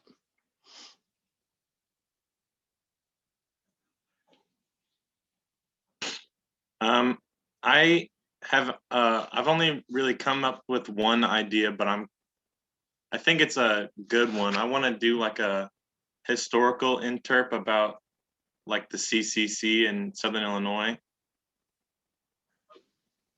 Cool. And There's a I ton mean, of stuff. yeah, I feel like there's some skills demonstrations that you could do with that too, like with period accurate tools and things like that. Absolutely. So, so let's kind of lean into this CCC idea. So Ben is on to something here. There's a rich history of the Civilian Conservation Corps here in Southern Illinois. You can still see their fingerprints all across the region. Every time you pass by any of the sort of rectilinear pine stands, just randomly in our forests all around Southern Illinois on the Shawnee, CCC, not Chuck Testa. When you're walking around at Touch of Nature or Giant City or in the lodge at Giant City built by the CCC, you'll just run across, even if you're just off trail in the middle of the forest, you run across these beautifully constructed like stone staircases to traverse different bluff levels and tiers. CCC stuff. There's a bunch of archaeological leavings of those organizations, their bunkhouses and so forth, their work camps. So some of the skills demos along these lines are the whole list of forestry techniques using not so much steam power, not so much diesel power, but like sweat equity logging, turn of the century type stuff. So Jack and Jill Bucksaw, how to sharpen any of those tools, how to rehandle any of those tools, demonstrating what a draw knife even is. It's a super useful woodworking tool that is present in a bunch of different woodworking disciplines. And they use draw knives all the time in the Civilian Conservation Corps. It's kind of the last era that was a widespread woodworking tool. But they'd shake shingles for their workhouses out of chunks of wood using draw knives. How to build like a foot-powered wooden vise that you just kind of step lightly on, and the lever action pinches your workpiece and holds it, so you can use something like a draw knife or other woodworking tools and so forth. So the whole list of person-powered forestry operations, that's each one of those is a skill demo. Also things like, how do they eat? These basically huge camps of men had to get something like 4,000 or 5,000 calories into each person to keep them on their feet. So Napoleon once said that an army marches on its stomach, which is figurative language because that would be excruciatingly painful and immediately deadly if you were walking on your own stomach. But what he was saying in French was, look, if you don't feed your army well, their combat effectiveness is just going to plummet basically instantly, right? They're burning thousands of calories a day to schlep gear around, to get to and to maintain a warfighting stance. The same thing is true of the Civilian Conservation Corps, which was a non-military army of labor, basically. So what do they eat? A skills demo could be throwing together the recipe for like old school stick to your ribs, whole grain, high protein flapjacks. Not the crappy refined flour nonsense that we get these days at Denny's, but like, you know, feed a short stack of 2 of these to somebody and they're going to work till noon. So a skills demo can be cooking. It can be stuff like, gosh, what else? The Civilian Conservation Corps built thousands and thousands of miles of trails. So any of these specific trail building, forestry, human powered skills goes with them. They had to survey all that stuff out and basically carve these roads and camps and timber extractions and the waterworks that they built. How do you build a check dam? How do you build a weir? How would you build a gabion basket, a rock retention basket for water control purposes using that era of technology instead of mass-produced chicken wire rock baskets like we do today? Yeah, like they used a bunch of like ancient, I mean, talking like Bronze Age level techniques because they worked. And then updated that with modern metallurgy, you know, iron alloys and steel and stuff like that in the blades and workheads of their tools and so forth. But some of this stuff, I mean, it's a pretty short jump from the Civilian Conservation Corps to the armies of Alexander having to build bridges across low-lying marshy areas in the Nile Delta so that they can go conquer the entire known world at the time of Alexander the Great. Those puncheon bridges, those bog bridges, you just fell a tree, split that trunk lengthwise after limbing it, build a couple of risers from shorter sections of the same trunk, set it all together like Lincoln logs, and you can get cannons across a swamp. It's slow going, but you're not getting through the swamp otherwise. So Civilian Conservation Corps had to solve those same problems in a lot of places. And they did it by just throwing absolutely stupendous amounts of human labor at it. They did not take the easy way through a lot of things. but they helped a lot of people. Rural Southern Illinois was pretty rural until the Civilian Conservation Corps got to do a lot of the things that they did. They saved our bacon, figuratively speaking, with soil retention and conservation projects by planting some of those pines and so forth. Okay. So yeah, even if you just got one topic, if it's a great one, like Ben's got with the Civilian Conservation Corps here in Southern Illinois, there's like a whole class worth of skills demos that all of us could pick off of that list just from that one topic. So that's amazing. Nice work, man. Anybody else? Anybody else looking at kind of a short list? You're not real sure what yet. Nothing's really sort of catching your eye. If so, now's a great moment for us to kind of help brainstorm, just like we did with Ben. No strings attached. And otherwise, if everybody is kind of all set with your skills demos initial list, right? We'll edit it down later. No problem. That's not today's job. What other skills do you have on your lists?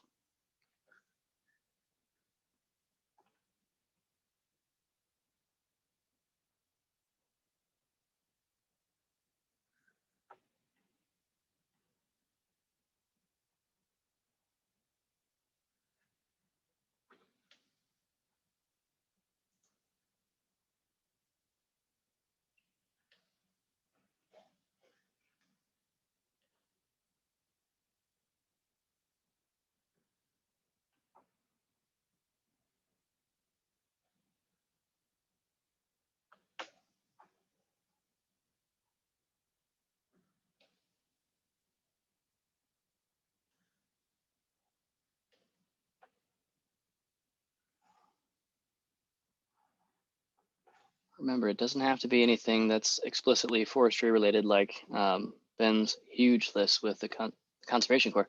We saw origami, and that's a pretty tenuous connection to forestry until you realize the pretty cool connections to forestry in origami of all things, and so forth.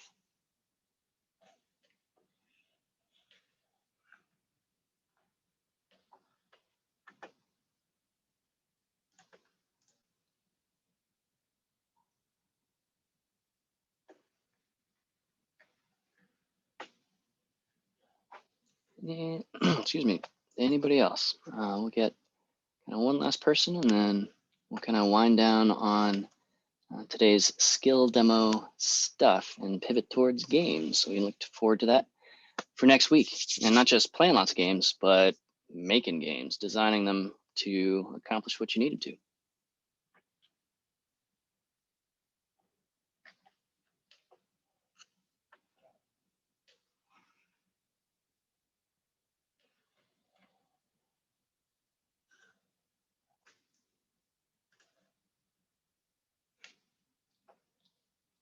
God, they're so quiet. Gosh, this is kind of intense through Zoom. It's hard for me to check the energy level, but I also don't want to put everybody on camera. That would be awkward.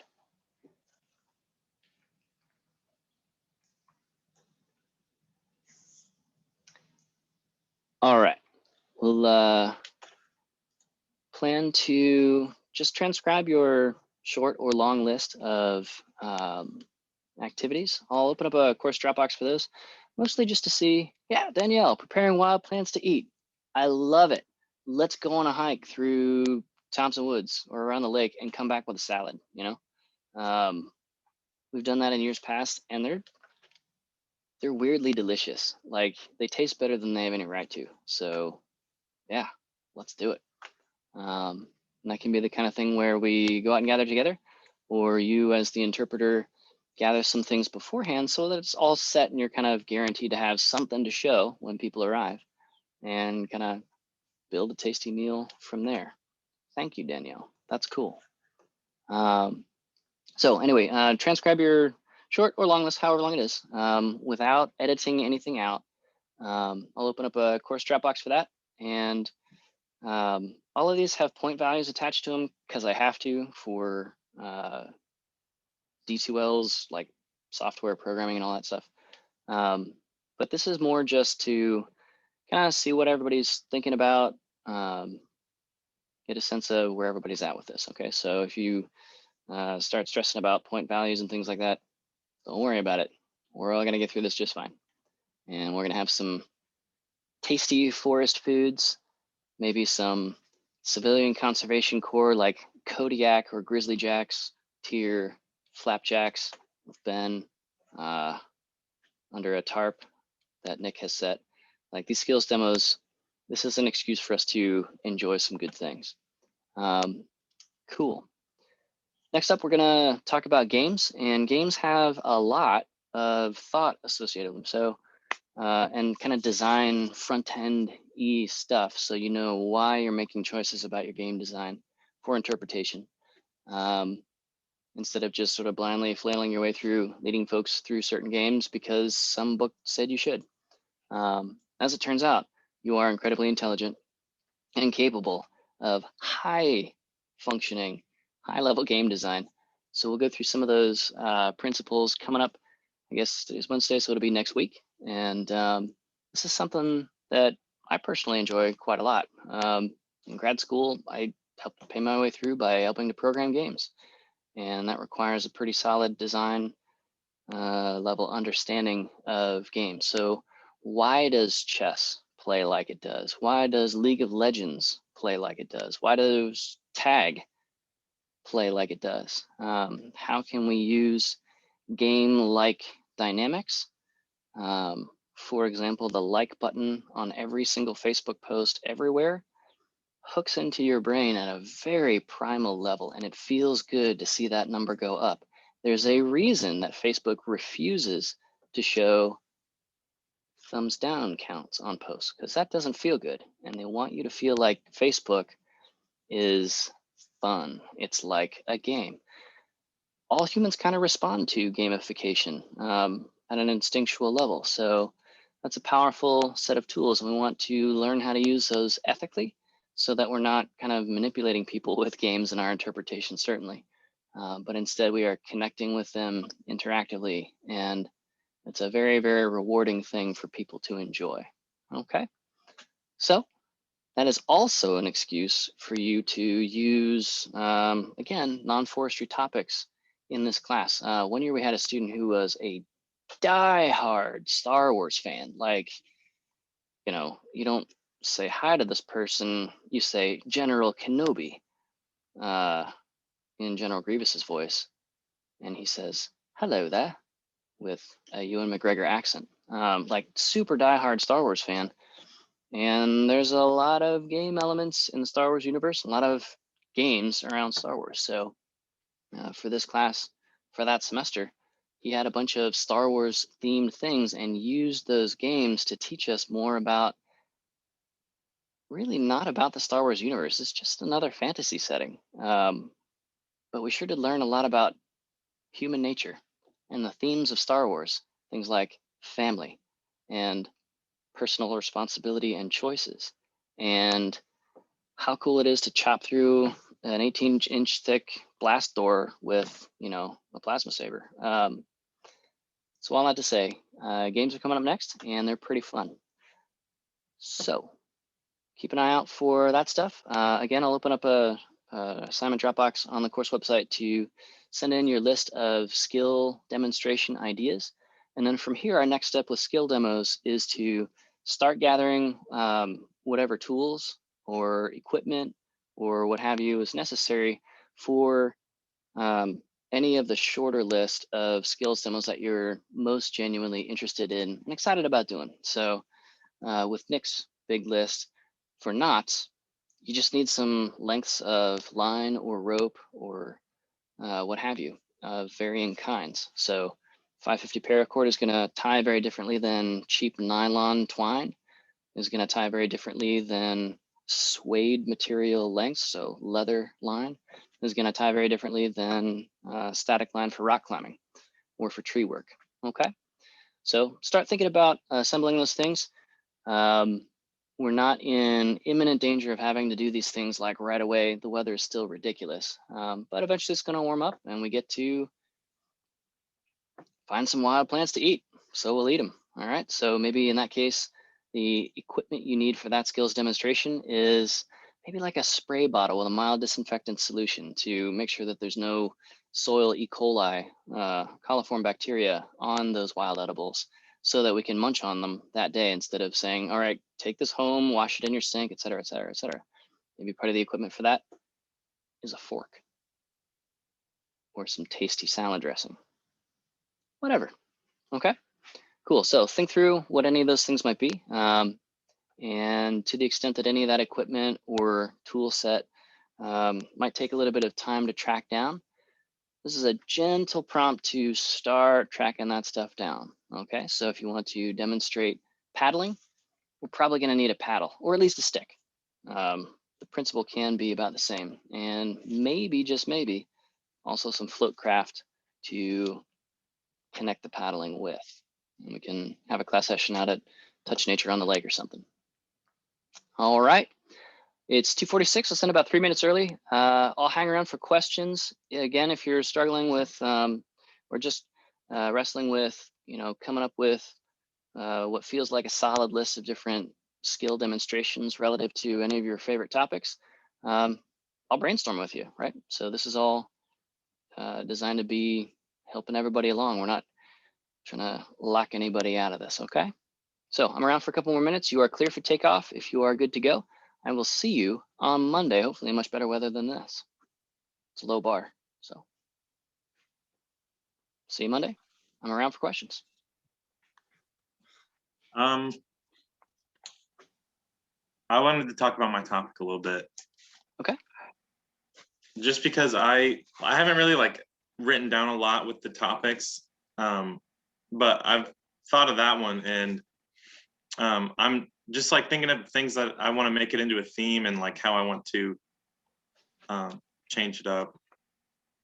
Okay. So we got the Civilian Conservation Corps. Are there other topics that you're also kind of marinating on, so to speak, or is that pretty much like the big show? That's the one that I thought it would be the best for the class, but I was also thinking about doing one about like maybe music history in a certain genre or something. Yes. like that. What genre? What music do you find yourself playing on repeat? I was gonna Serious do question. hip hop because I've been on this really big I've been recently discovering like 90s and like more stuff before that, like, and it's interesting Yeah, to welcome see to how my it evolved house. to what we have The now. 90s. Yeah, okay.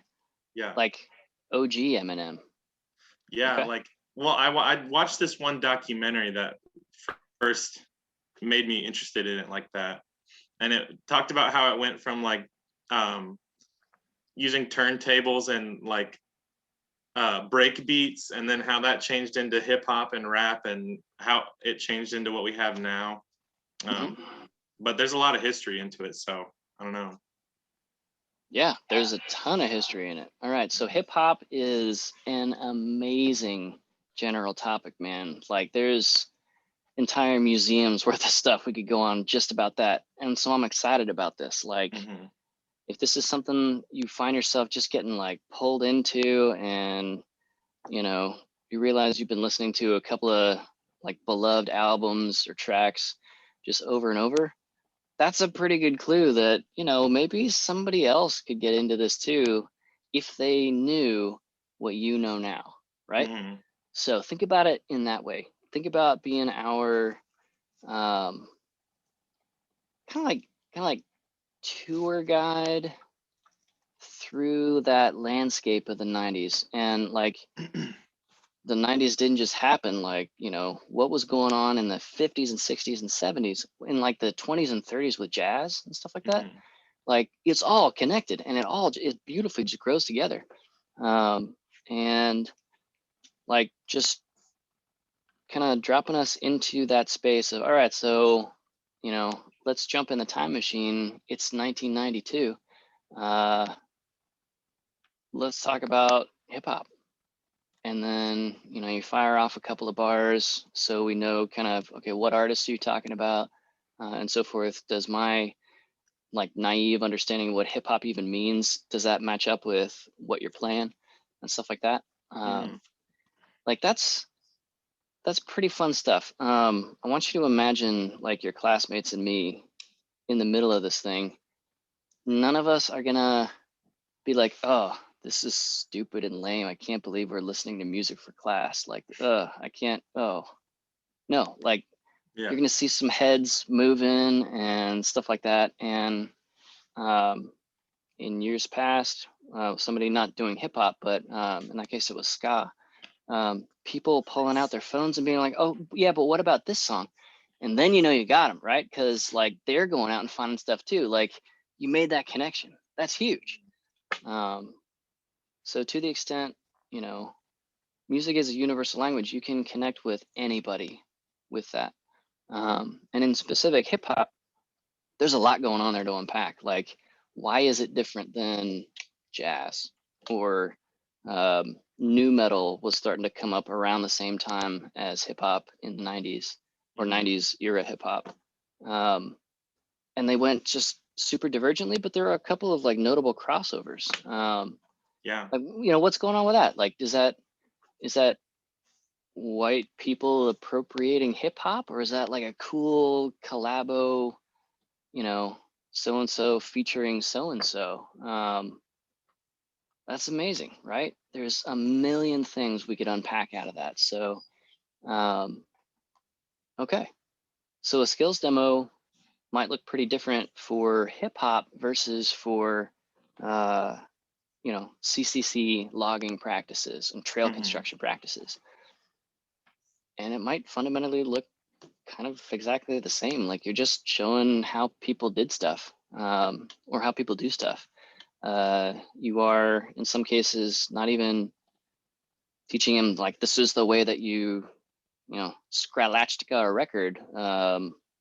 This is a turntable, and this is a vinyl record, and just play with it for a minute. See what kind of sounds you can get out of this, Mhm. and I'll show you. You know, maybe if you have turntables, I'll show you how hip hop artists on this one track that we got, you know, a couple of minutes to listen to and kind of take it apart and learn more about it and get into that whole scene. Here's how they made this particular sound on this particular track, you know? Mhm. So yeah, it could be any of the actual music making. The skills demonstration for music can also be stuff like how do you produce a track, for example, and you don't have to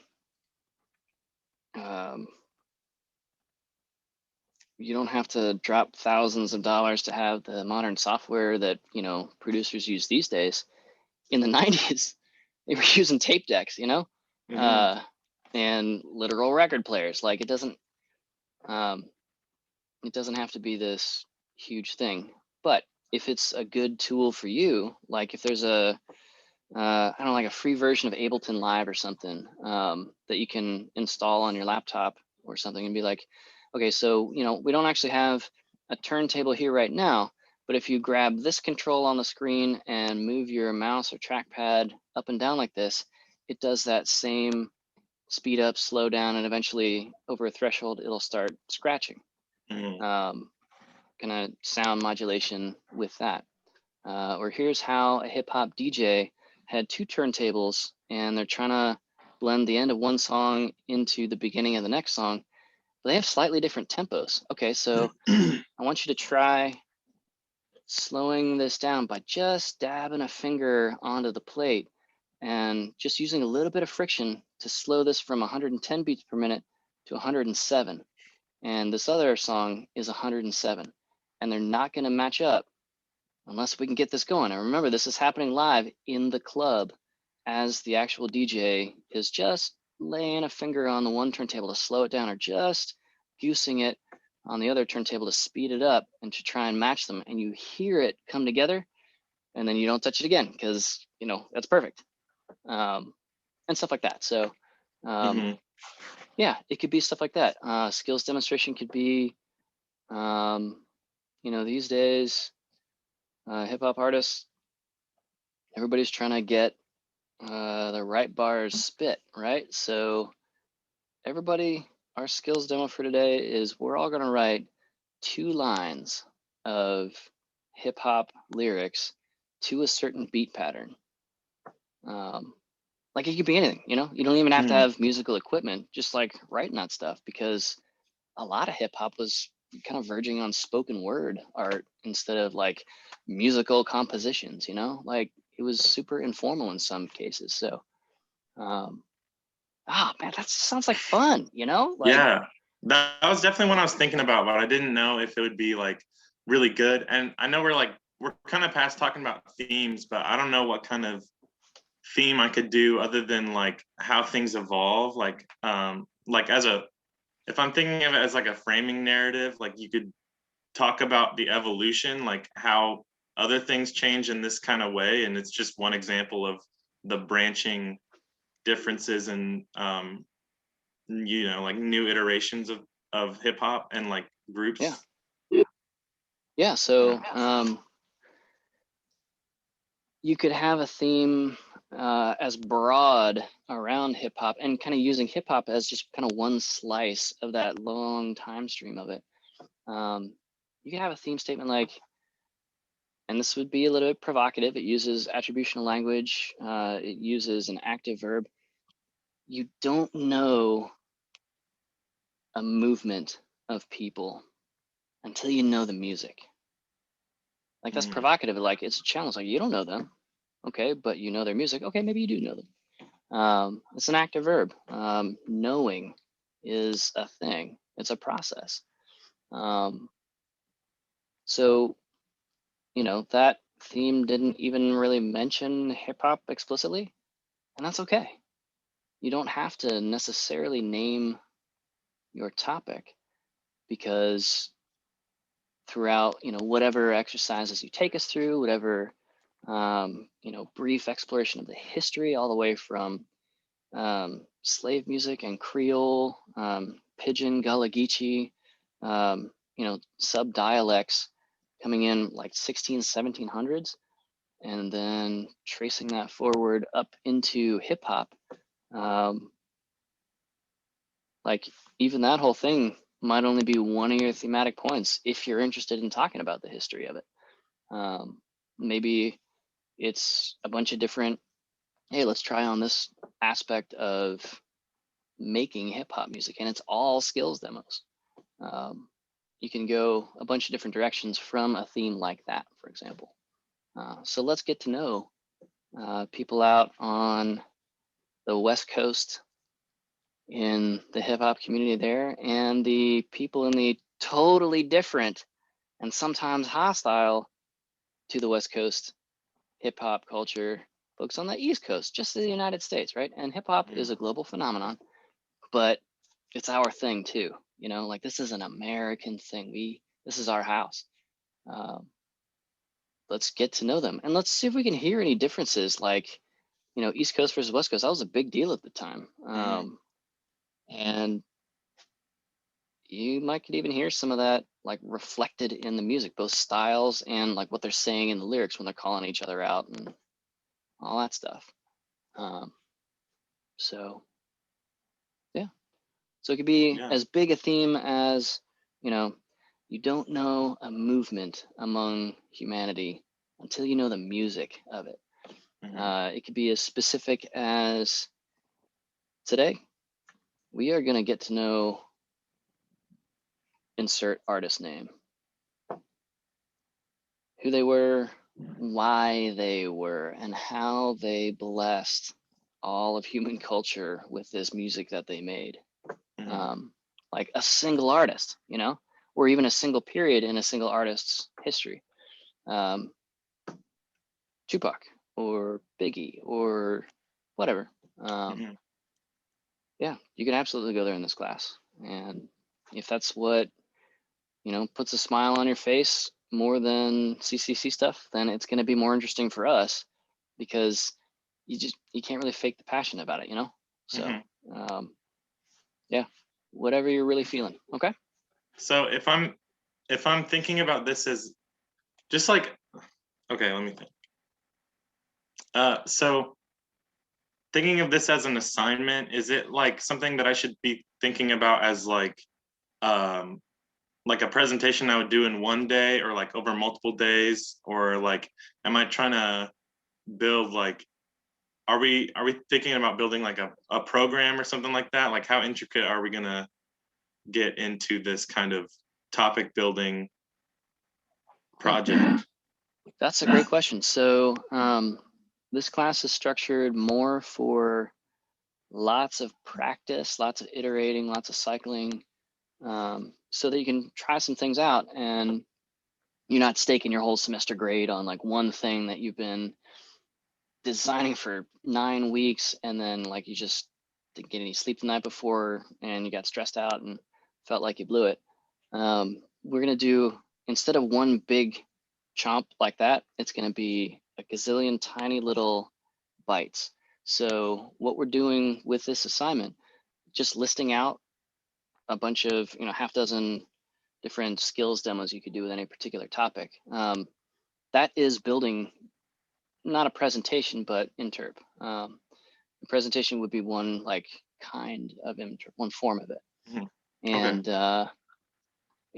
we're gonna be able to practice a bunch of these at different times. Like when we jump into this game stuff next week, we'll have a chance to play a game that you design hopefully 5 or 6 different times, so that you can test something out and be like, well, this rule, like, it looked really good on paper, but now that I'm playing it with people, like it's tripping people up, it's slowing things down, it's an anchor. Mhm. So I'm just gonna get rid of that rule. I'll sub in this other way to do it, and we'll play it again on Monday. Hopefully that goes a lot better.